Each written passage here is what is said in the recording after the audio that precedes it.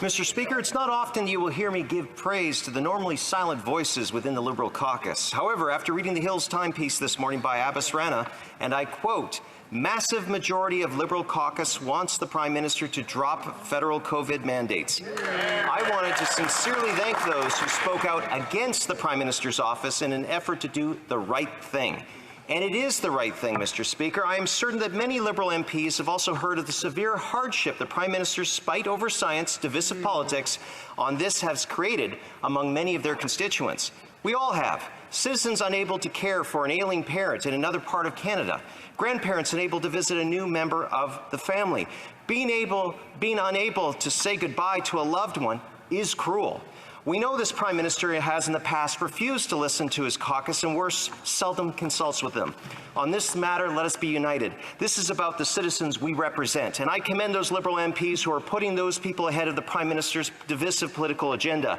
There are times so that we must unite instead of divide, and I would like to sincerely thank those Liberal MPs who support ending the mandates.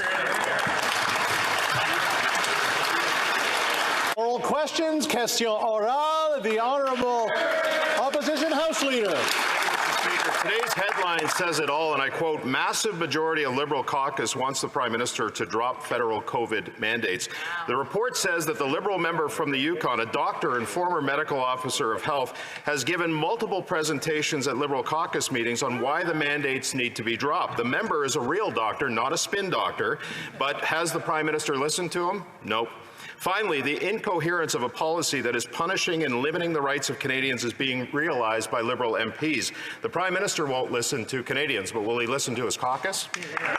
The Honourable Minister. Thank you, Mr. Speaker. When are the Conservatives going to realize that COVID-19 is not over?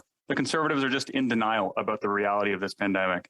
We've seen numerous times the Conservatives trying to immediately remove all federal COVID-19 restrictions. While we're in a much better place today than we were previously, this pandemic's not over, and we must be prepared for any potential future scenarios. Our government will continue to assess the evolving situation at home and globally, monitor data, and adjust border measures as required. Thank you, Mr. Speaker.